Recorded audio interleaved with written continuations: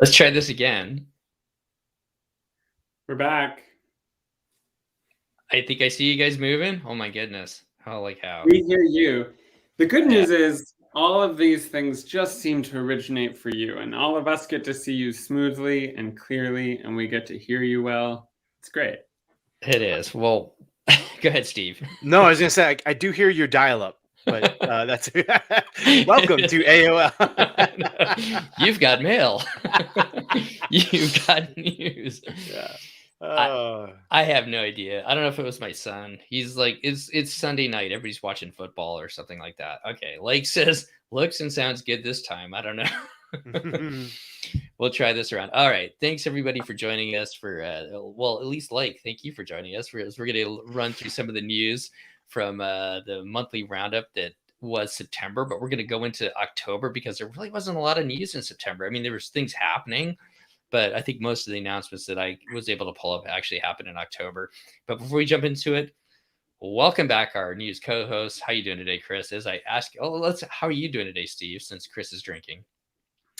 I'm doing well. Well, thanks for joining us. Chris, how are you doing down in California? Great. It's beautiful, sunny California. Everything's great. Love it. Everything is awesome, huh? Just like the Lego movie. You and your lack of humidity and high gas prices. Yeah. We have a nice dry heat. Well, let's just jump it. Exactly. And Steve was out running today as he gets ready for the Wine and Dine, which is what? How many weeks away? I think it's 20. I think it's exactly 4 weeks from today, right? Lake's in here. I think it's 4 weeks from today. Oh man, you're running the half, right? And anything else? Just the half, right? Just the half. Just the half, right? Just the half. Yeah. No, I'm not. I don't want to wait. Bless all the challenge and dopey folks. I don't want to wake up at that time every single day and run. I definitely hear you there. And Chris, you and I have got the half marathon staring us down in January. You ready for that? I am. I am currently training for it. I ran this morning around Griffith Park here in LA. So I love Griffith Park. It's happening, even though my body is like, oh no, we're not doing that anymore. But it's gonna be fine. I feel like a good 6 weeks into training, then your body starts feeling like it can handle it a little more easily. Lake says 4 wheels from the weeks. You just need some wheels, Steve, to get you there. Yeah, that'd be nice. Chad's joining us too. He just got done with a half Ironman. That is crazy. Chad. It would be so easy for me to train for that here because we have the pools and easy to bike around the bike lanes. But it's just like running is just enough. Yeah, that's enough for me. Chad and I have talked about this before, but I went and saw my cousin do a full Ironman, and there's something about it. I was not expecting this, but like being there at the finish line and watching people finish that Ironman, I got emotional. Like it's like one of the few things. Well, not one of the few things, but definitely one of the things that like actually got me teary eyed. It's like, holy cow! Thinking about like the amount of training these people put into it, it's pretty amazing. So nothing but respect to you, Chad, and anybody else out there doing a half Ironman, and anybody out there doing a 5K. To be completely honest, 10K, half marathon, whatever it is, your journey is taking you on. So let's jump into the September/October DCL monthly news as we do a little recap here. We're going to start off with the great white whale of the Disney Cruise Line fleet, the Disney Wonder, which has begun sailing out of the port of San Diego. She started sailing on the first trip on October 1st. We've got a podcast coming up this week, which features that first sailing and some of the. I think it's pretty similar to what we've been seeing on the Fantasy and the Dream, but we look for that this week. But the Wonder will feature at San Diego 3 and 4 night sailings with stops at Ensenada and a day at sea on the 3-day. And on the 4 days, she's going to do 2 days at sea and a stop at Cabo San Lucas. Although there is actually a tropical storm coming up the west side of Mexico, which is stopped the 11th sailing, I think, or the sailing today on the Wonder, which she's not going to actually stop in Cabo because of that tropical storm that's going to make a little jump. It shouldn't affect you, Chris. Don't worry about it. I'm just surprised. That's all. I guess it's possible for there to be hurricanes in the Pacific and big storms, but it's pretty rare. So fascinating. I hadn't even heard about it. And yeah. It's affecting this week's sailing, but I think that we'll be good after that. I think we think of like Steve down there in Tampa in Florida and the hurricane season down there, right, Steve? I think that keeps the ships kind of empty around here, usually around September, October. But that plus school starting, people don't want to go during hurricane season. But I watched the Chicago Marathon today, and it almost reached 80 degrees in October in Chicago. So anything is possible, folks. People were dropping like flies out there. It was Oh my really hot. gosh. Yeah. All right. So she's going to be doing sailings until November 5th, where she transitions back to the East Coast via the Panama Canal. What's interesting is I was trying to pull that up to find that date for sure. And if you go to Disney Cruise Line's website, you cannot actually book that right now. So I'm not sure if they pulled that booking or if it's not on sale right now. Chris, I know you were looking at it. Do you have any info on that? The Panama Canal cruise. Yeah. So when I went to book it, in my mind, I was like, maybe this will be the cheapest Panama Canal cruise ever. And then when I went to book it, it was like $11,000 for the lowest category. So that was a hard no. And then it eventually dropped down to like 7 or 8,000, and that's still a hard no for us. So yeah. I haven't checked anymore because I was like, that's never going to be in a price range that we would just drop at the last minute without a lot of planning. So yeah, I hadn't heard that it was off the website, but it doesn't surprise me that the cruise that I'm going on October 31st was originally a 5-night cruise that they dropped down to 4 nights, partially so they could have an extra day to prep for the Panama Canal cruise. They're taking off all of the Halloween on the high seas stuff and putting on all of the Christmas stuff, but also, it's back up. Well, there we go. Maybe $10. It may have been user error on my part. But they're spending a whole day getting it ready. And I don't think that that's normal. In fact, it wouldn't be normal because the original plan was to have it set, to leave right away after the cruise that I'm on.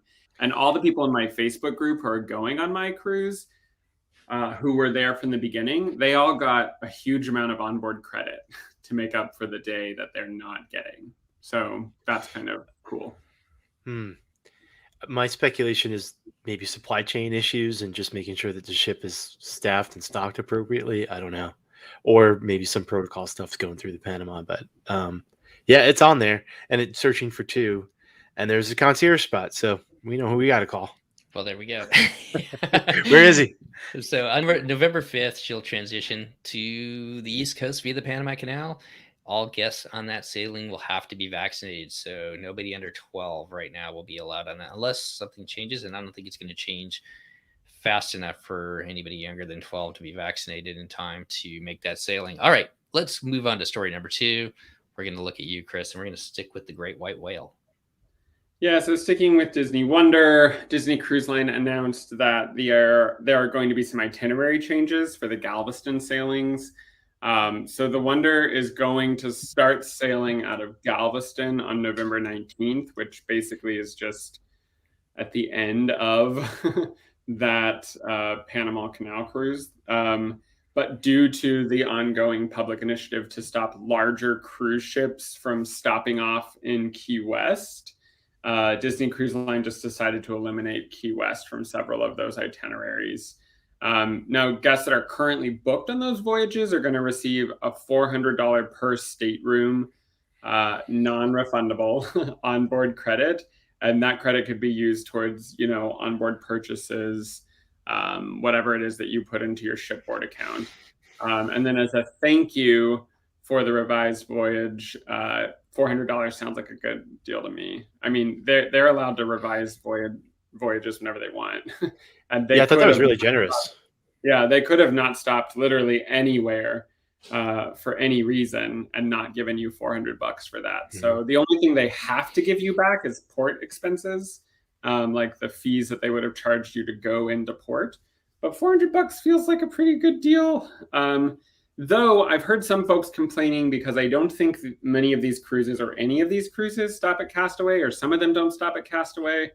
So I'm curious. I know Castaway's not that much further than Key West, right? Like, I'm not a captain, so I don't know if they could have just plugged in Castaway or if there's just too many ships in the mix right now. But I have seen online there's some chatter of folks complaining about that. The last note on here is guests whose sailings were affected would have already received an update from DCL if your sailing was accepted. It would have been like an email. Steve, have you ever sailed on a sailing that does not stop at Castaway? That's a good question. Other than the weather stopping you, I guess. No, because when we went on the Wonder, it was out of Miami. We went to Key West, and it went to Castaway, and that was it. No, we've luckily, knock on wood, never missed it for any reason, and it was always scheduled as part of our itinerary. So I've been on several cruises, I guess, that have never gone to Castaway, never scheduled to go to Castaway, and I still love Disney Cruise Line regardless. I think that there's a lot of value in going to some of the other ports as well. Down in Mexico, there's a lot of fun things you can do. I think that Mexico tends to be a lot cheaper than some of the, especially shore excursion wise, than some of the islands out in the Caribbean. So I think there's a pretty good value in that. But I understand people that want to go to Castaway. Any thoughts about not going to Key West, guys, or anything about going on in Key West? Key West is cool. Yeah, I like Key West. People are not happy. People who live there year round are not happy with the way the cruise industry operates there. So I also would probably feel kind of stressed to enter a port that I knew people didn't want me to be in. So it's kind of complicated. It'd be interesting to hear a local's perspective on things. Just so, people that live there, and I understand the way that it was voted on. It wasn't necessarily the people that were directly impacted, of course, that work on the port or their businesses rely on ship traffic. So, I understand all sides of things, and I've read a little bit about the environmental impacts and things like that, which people have debated as well. So, I like Key West, but there's other ways to get to Key West. Maybe there are even better ways to get to Key West. You were in Key West, right, recently? Yeah, we went down to the Keys last June and spent a day down in Key West. So definitely a different way to get down there as far as having to drive down there. Obviously, you can fly down there. There's a couple airports down there that you can fly into. But yeah, I guess I feel for people that want to go to Key West on a cruise. But as you said, Steve, there's some different ways to go as well. So to be honest, I don't have a dog in this fight. I'm kind of indifferent. So I feel bad for the people that don't get to go, but I also feel bad for the people that live there and don't want the denizens, coming in and taking over their city every day. So I kind of understand both sides. Yeah. There's plenty of stops in the Bahamas and the Caribbean and Mexico too. All right. Well, let's move on to news story number 3. Numero tres. Disney Cruise Line is set to sail longer sailings beginning this fall. The itineraries are all set for the Wonder Magic Fantasy beginning in October. In fact, I guess the Fantasy just took off on a 7-night yesterday that featured stops at Cozumel, Nassau, Bahamas, and Castaway Cay. The first sailing of the Magic will depart on October 28th from Miami and sailing 4- and 5-night itineraries featuring stops in the Bahamas and Mexico. And the Wonder will begin longer sailings featuring 4-night and 6-night sailings out of Galveston to several ports in Mexico. So the Fantasy went out yesterday for a 7-night? Yeah. Oh, awesome. She left. Yeah. Have you seen? Go ahead, Steve. I'm sorry. No, I was going to say, so with the longer cruises, you now have to be tested after as well, right? Is that the rule? Correct. So you have to be tested before and then everything over 6 nights? I think it's 5. 5 nights. Okay. Yeah. I think it's 5 nights that they technically have to test you on board before you leave. I think this is the real test of the protocols now. Is the post test, right? Because now we're not in the bubble of 3 and 4 nights of Castaway Cay and you're back to Port Canaveral and so on. So now you're at multiple different ports, longer sailing. I'm very curious to see how this goes with people getting tested after, and then that will be reportable to the CDC, of course, and all that data will be collected. So we'll see how it goes. Thoughts, yeah, Chris? I think it's complicated for the cruise industry because testing means that you will find more cases just because of asymptomatic folks, or the fact that a lot of vaccinated folks who test positive have no symptoms. So the likelihood that you're going to find that COVID was in fact circulating on your cruise, even if nobody got sick or died, is possible. So I don't know. I'm trying to read through the story, Steve. Are vaccines? It's because it's out of Florida, I guess. No, vaccines are not required on these 7-night cruises. No, same protocols. It's all the same protocols. It's the only additional protocol on longer sailings is being tested as you leave. So I'm sure we're going to hear what it's like to now debark, which is going to be a different process, of course, to get off the ship. And they're going to have to turn it around and get other people on. So it's going to be a lot more complicated. And if you're like me and you're going to Cozumel and going to Senior Frogs, you never know. You're getting shots. You're getting 10 minutes of a spring break. You never know what happens in there. So, what happens there totally is not going to stay there. You may be bringing that Delta back with you, baby, but you got to add a little humor to this, right? Yeah, you gotta keep your sense of humor about you. Chad says, aren't other cruise lines using the same or very similar protocols for 7-night cruises? Yes, you're correct, Chad. Mm-hmm. That anything over 5 nights, then technically the cruise line is supposed to make sure they do a COVID test before you come back into the US. So I'm not sure how that totally works as far as when you come in. I do have just a curiosity. I don't know. Have you looked at Florida residency rates since the cruises have gotten longer, Steve? Have you seen any ability, or have cruises been pretty much available? I know that they came out, Disney Cruises, I got an email this week with, hey, 25% off, come sail the Wonder out of San Diego. I know 2 sailings ago, or the last sailing had like 400 people on the ship. Mm-hmm. So at least out here, it's been a little wonky as far as getting people back on board. What's your thoughts out there in Florida? I think this week I saw 34 different cruises were eligible for a Florida resident rate. So that's the most I've ever seen at once. Yes, but I also saw online that a cruise this week, a Disney cruise this week, sailed with over 2,000 guests. Christie's. I think it's Christie's. Yeah. It's Columbus Day weekend.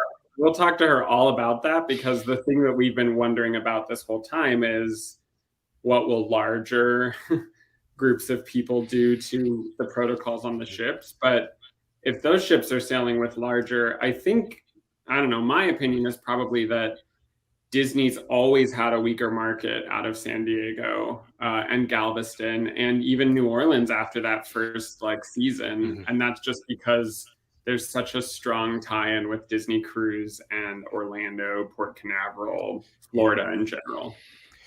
Yeah, and a lot of school districts have off on Monday, and a lot of people might have off on Monday. We don't in our district here. So at first when I heard that, I was like, oh, and then it made sense, because I think the parks are a little more crowded this weekend than maybe normal, but it's also the 50th, and I realized everybody's, a lot of folks are off on Monday. So we shall see. Those should be some interesting podcasts coming up with some new additions in the storytelling of cruising during this never-ending pandemic.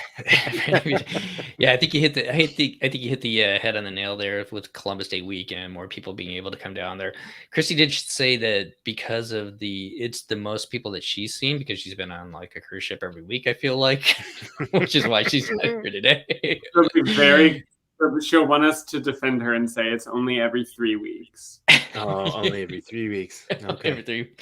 But she did say that the tables, there was more people, like in the first couple sailings she was on, they felt like there was more room in the dining rooms, but now people are a little bit closer. So I have a feeling Christy spent a little bit more time on her balcony than usual this time. That's my guess. She may have. All right, let's move into news story number 4, the controversial story. The controversy that just rages around the Disney Twitterverse, Disney Cruise Line, whatever else. Disney Cruise Line removed your dining rotation from all Key to the World cards. Oh my gosh. Now to find your dining rotation time, you will need to have the Disney Cruise Line app downloaded, and you'll be able to find all your dining information there. As stated by several guests of the show, even though you have earlier, later dining, you will also have an additional arrival time window. This allows guests to flow into the dining room without the crowds, theoretically. So what am I saying here? basically on the Key to the World card, you're not going to find your dining rotation. You have to go to the app. And just be aware that right now with dining times, even though there's an early and a later, they do have some times associated where they want you to try and show up. So it kind of reduces the crowds for people arriving at the same time. Any thoughts about the Key to the World card, Chris? Nope. I think it is the least news story that we've ever shared because, okay, I think that what really happens is that cruisers, not even cruisers, Disney fans are change adverse. They don't like change. Change is stressful. When these things get rolled out, oftentimes it's during like slow news cycles. So all the many, dozens of blogs dedicated to Disney news will take this story and amplify it. And you'll comb through the comments and there will be like, 300 comments talking about how annoying it is and how now you have to rely on your technology and I don't want to take my phone everywhere. And my whole thing is, who is always just staring at that part of their card every night being like, I must look at this to know exactly where I'm going? For most folks, I feel like you see your dining rotation and then you're like, okay, I'm doing this, this, and this. And because of the paper navigator being gone, you were checking that app to see where a lot of things were. And for those of you who still use the paper navigator, you can use a pen and just write your dining rotation on the bottom of that paper navigator and then never look at it again in the app if you want. So to me, it's a major non-issue. But what I do think is worth speculating is why. And I think the reason they are doing this is because it is so much more convenient for them to be able to change things last minute, even maybe as soon as the cruise is just about to start, shuffling people in and out of rooms. And they're printing everybody's Key to the World cards, potentially even days in advance, if they're doing their best to have, a smooth sail away and getting keys on people's doors and all of that. So it just makes sense that they don't want to have that printed there if they need to make last minute changes. So that's my hunch, and I'm sticking to it. And Steve looks completely bored. No. There's no disrespect to the commentary. Listen, I don't know. People get connected to nostalgia for better or for worse when it comes to this stuff, particularly around Disney. So, they go home. I think I have saved my key cards. Unfortunately, I can't find my dang beer cards anywhere. I never, like, the one thing I actually want, I could care less about my key card. I can't find my beer token anywhere. This is the third one, guys. All right, so the third one. So I'm going to use mine this weekend, Steve, and I'm going to send it to you in the mail. So because there's no name on it, so I might as well just send it to you, and you can use mine. You're a gentleman and a scholar. Thank you. I just want it back. I can never find mine. I want it back before November. Don't lose my beer card, Steve. Oh my God! If Disney watches this, that's it. They're gonna save the printer ink on the key cards and start putting it on the beer cards. Yeah, exactly. Elizabeth says the sailings that had 40 people only had one dining rotation. Oh, that's interesting. Wow. One dining rotation. We've got a guest that was on that sailing, and he will be. We're going to be recording with him this week, so we'll make sure we follow up with him on that. Was it a 2-night? The Baja? Was it 2 nights? I believe it's 3. So they just went to the same dining room for 3 nights? Well, no, No. It means that everybody have eating. Apologize. Because there's 400. Yeah, gotcha. Yeah, and makes sense. For people who are like maybe planning on eating later, I could see that being annoying, but I think that makes sense too. It probably is a lot of infrastructure to get that second seating going if there's only going to be 50 people there. Yeah, definitely. And everybody stayed in the same stateroom too, which is kind of amazing. They all stayed at the Walt Suite. Don't ask me why that is so funny to them. Just you know what? Screw COVID protocols. Just throw everybody in there. All right. Who wants to do the kid spaces? Let's go with. Or who wants to do the kid space and who wants to do the teen spaces with the Wish? I'm gonna throw it up. Who wants to do which one next? I don't care. Steve, don't you have a kid? I have a kid. I have 2 kids. 2, 6, They're of and 4. the kids' age, right? They are. I can do this. Yeah. All right, why don't you run with the next I was one? putting my little guy down to sleep tonight, and he said, "Dad, I want to do this with you. Is this how you make money now?" And I was like, this is." Yes, we pay our newscasters handsomely. Yeah. He's so pumped about going on a cruise. Disney Cruise Line announced 2 new spaces coming for kids when the Wish sails next summer. The spaces are going to be Cargo Bay, which is a Star Wars themed space that will take care of porgs, lothcats, warts. Apologies if I mispronounce anything. And more as they are transported to Batu. Kids will be use augmented reality enabled data pads to learn about creatures. Rey and Chewie may pop in to help out.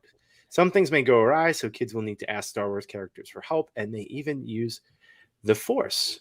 And the second experience is going to be Mickey and Minnie's Captain's Desk. This is designed for toddlers.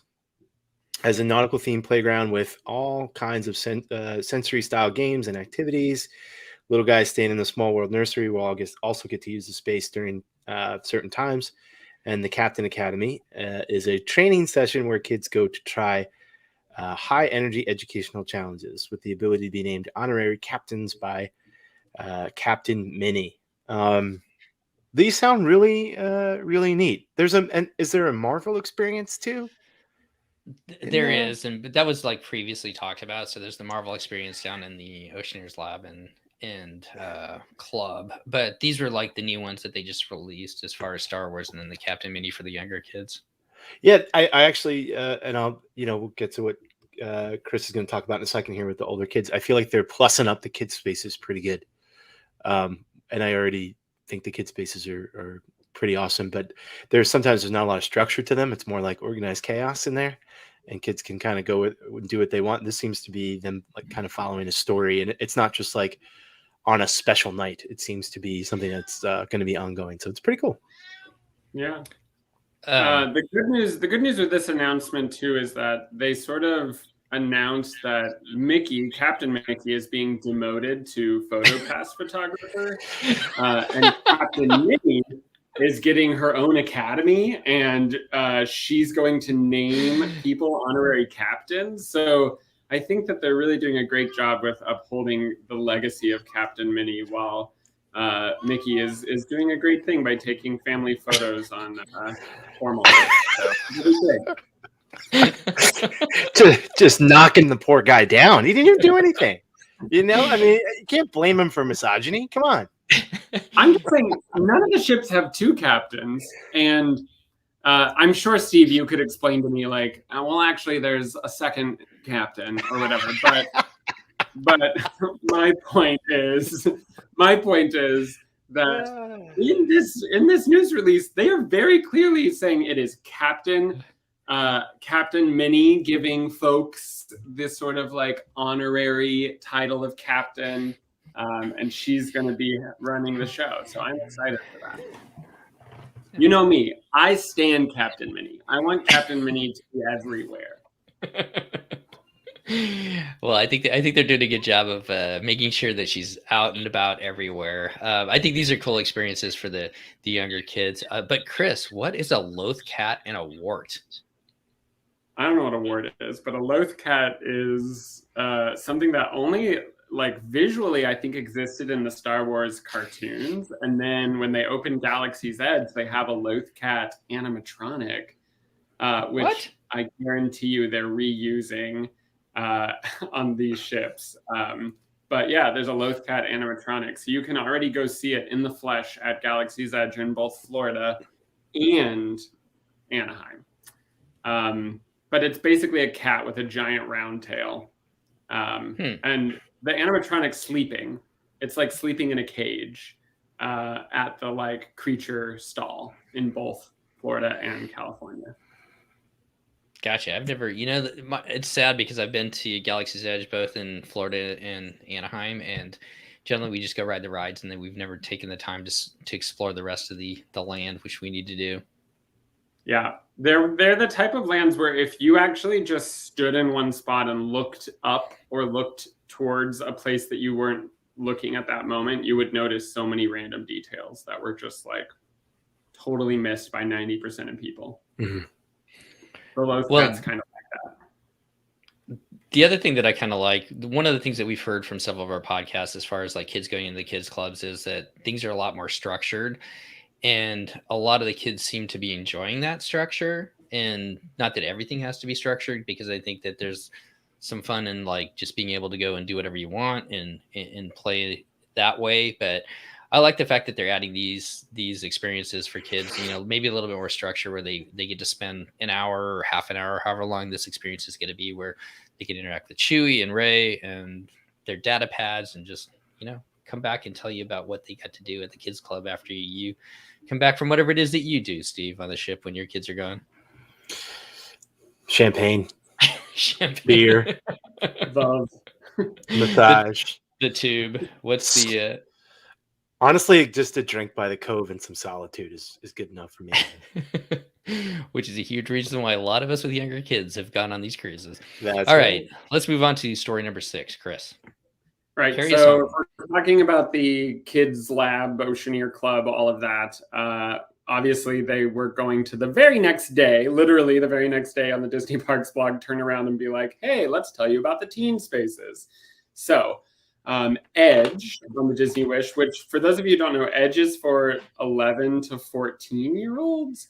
They're calling it Edge because these kids are like on the edge of being a teen, or on the edge of being like older, but also they probably still like some organized activities and some fun stuff. So Edge is going to be designed after a New York City loft, which we've seen this language before, folks. They redid Edge inside of the Magic to look like a New York City loft. So I think their vibe for tweens is like trendy furniture, lofted ceilings, not like bright colors anymore, but more so like, letting the 11 to 14-year-olds feel a little more sophisticated with nooks and photo walls and things like that. And funnily enough, they're adding a soda bar, which I think is adorable. These like 11-year-olds can walk up to the bar and talk to the bartender and get like a cream soda to sit down and hang out with their friends. I think it's going to be great. And then for the first time in forever, Steve right here for me to sing. For the first time in forever, the Wish will have a third location for guests ages 11 to 17. So the tweens and the teens. And this location is called the Hideaway. And it's a space that sort of transforms throughout the day and nights to accommodate different age groups. They have elevated the bar experience here from a soda bar to a smoothie bar. So they're even giving them blended drinks now. I think that's exciting. There's going to be a dance floor, a DJ, karaoke, and dance competitions. I'm so glad that I don't have to be a part of that. But the Hideaway is going to sort of be like a trendy. It has, I'll be honest, it has like speakeasy vibes without obviously any alcohol or prohibition or anything like that, right? It's like hidden, and you can go there and get smoothies and hang out, and there'll be DJs and music. So I think kids, youth are going to love it. It'll probably be a lot of fun. And the nice thing about the Hideaway is they can also reserve it for guests 18 to 20 if they need to be. So they could say, we're going to use the Hideaway for the 1820 club. And the 1820 club is like Disney's, you're not a kid anymore, but you're also not 21. What can you do on the ship? You can hang out with other people in the same situation as you. And if you ever are looking through the navigator and you see like Club 1820 Meetup, or maybe it's called 1820 Society. I think it's called the 1820 Society. It is, yeah. So there'll be like the 1820 Society meeting. And then there's one of the things, either of you, that's like similarly coded in the navigator for folks who are like in AA. It's like... yeah, I forget what it's called. It's friends with something or something. Friends of somebody, and it's friends of not called AA because that's not very anonymous. But if you're ever looking through there, and you wouldn't consider yourself a part of AA, don't show up to the Friends of meeting, because that's meant to be an anonymous space. But 2 times you will see listed on there, 1820 Society and Friends of have these meetings throughout the cruise. And that's what they are, if you're ever wondering what they are. Oh, and then all of these locations and spaces for tweens and teens to hang out. But they also are going to feature counselor-led programming. So similar to the youth clubs, they will have some guided programming. Think like, let's go up on the decks and play dodgeball, or let's run around the ship and find porgs, or stuff like that. And that'll be led by a counselor. So there's always going to be something going on to meet each individual age group's needs. Let's throw spitballs at Donald and Mickey, right, Chris? All right. I'm gonna put you on the spot, Steve. I love this. I love this announcement. I know your kids are a little bit younger, Steve. Any thoughts on this? Yeah, I think it's great. I think our experience is it's nice when we go at the end of this month, which I guess we'll segue to in a little bit anyway. It'll be the first time that both of our kids are eligible to go and be dropped off at the kids club, because last time we were on was 2 years ago, and my youngest guy was just 2.5, so he wasn't quite 3 yet. So to have the experience evolved and like to kind of have these spaces plussed up a little bit, I'm really pumped about that. Where the kids can be like their own Imagineer on the VR roller coasters. My son is like, he doesn't have any VR, of course, but that's what he sees on YouTube. It's like what the algorithm feeds him. He likes the VR ride at the arcade. Like, he would be super pumped to do all that, to be able to create something like that and do some VR on that is pretty neat. So I'm glad they're including all this new technology and getting creative in these spaces. And, what's interesting in those spaces too is none of these add-ons cost money, right? Like, it doesn't cost you anything when you're dropping the only thing that costs money is the nursery. So the experience is all built into the price that you're paying to get on the ship, so, which you're certainly paying a hefty fee to get on. But so I kind of feel like, I don't know, there's something very organic about the way that they've created these spaces. And part of me feels like they don't really need to keep like upping the game. Because the kid spaces are pretty cool, but I'm glad they are. I guess I get a couple different thoughts on it. One, I appreciate the fact that they are actually putting some money and some time into designing something for the Edge for the kids, because that's an overlooked space on all 4 of the ships, especially the first 2 ships, which was the arcade. It's very small on the Magic and the Wonder, so it really is a very small space. And for families, if you want to continue with this product of Disney Cruise Line, which our family enjoys, I get the fact that the focus is generally like, who goes on a Disney cruise? Is kids with 2-year-olds and 3-year-olds or whatever. But there's a value in it for like some older kids as well. And I was messaging with a good friend of our show, and she just recently been on a Royal Caribbean ship. Her kids enjoyed the bells and whistles of the Royal Caribbean ship, which is my kids have been asking about. But she said they got kind of bored with it pretty quickly. And the one thing that the value that I see still in Disney is, the Edge is like video games and photo walls and a soda bar for them to hang out with. But when the kids connect with groups of kids together like that, when they're all put in that space, and if they've got counselors that can really make it entertaining and fun, I think there's a bigger value in it. And I appreciate Disney actually putting some skin in the game for those kids, I guess, if that makes any sense. Does that make sense? Am I rambling? You made a really good point. I guarantee you that's data driven, that they see like when families stop coming on Disney Cruise Line or don't go as often, what age are the children. And so you're probably right. Maybe that's a thing to say, let's try to retain people throughout, this age of kids in, middle school, high school and up, and make this to be something that's an all ages experience, as opposed to something for, kids that are 12 and under, or 10 and under, or 8 and under, or whatever. That's really a good point. And I bet that's one of those data driven kind of things, is like, when are we losing our customers? What age are the kids going on Royal Caribbean and other ships? Good point. Right. Chris, you're on mute. Oh, I was just saying, I agree. I don't have any kids. In fact, I was doing the like mental somersaults of like, how much of the included kids activities go into cabins where there's 2 adults and like no kids. Like it's obviously built into just the cost of the cruise to have these things operating. So I think that there has to be like a strong pull for Disney Cruise Line to continue to offer adult only opportunities. And my one critique of the Wish is that it almost looks like maybe there's less adult real estate on the Wish than there was on previous ships. Just like if you look at a total space utilization. So I'm curious to see if they come up with plussing up adult spaces in a more fun and exciting way. Yeah. But that's a sidebar. I'm happy for the kids.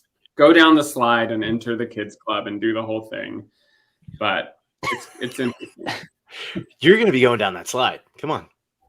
If they open it to all ages, you're definitely going down that slide. Just don't go head first.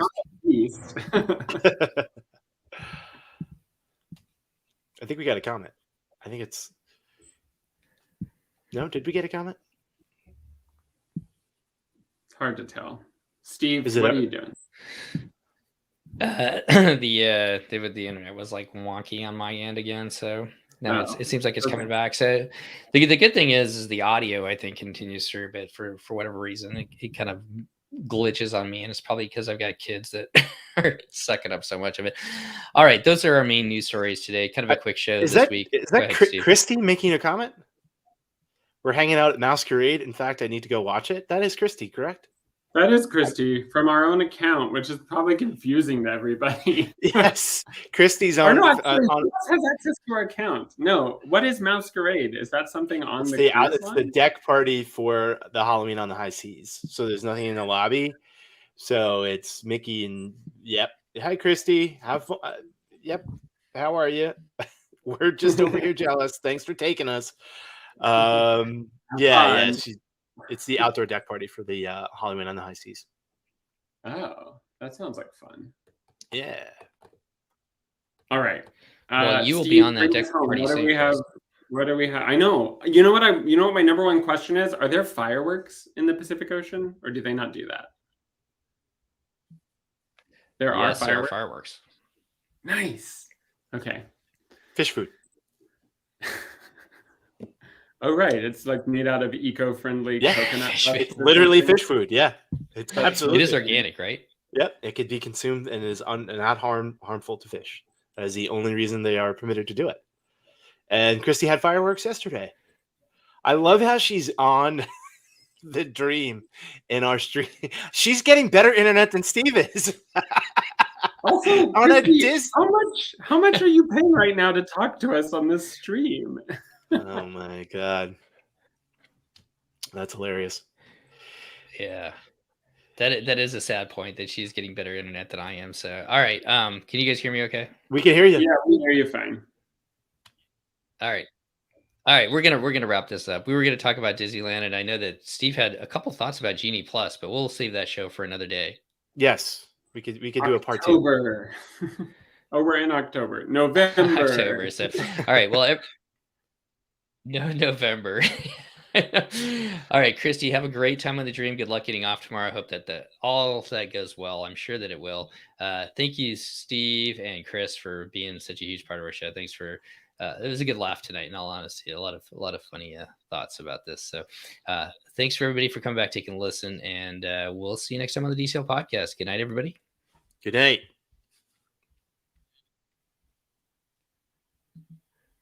All right.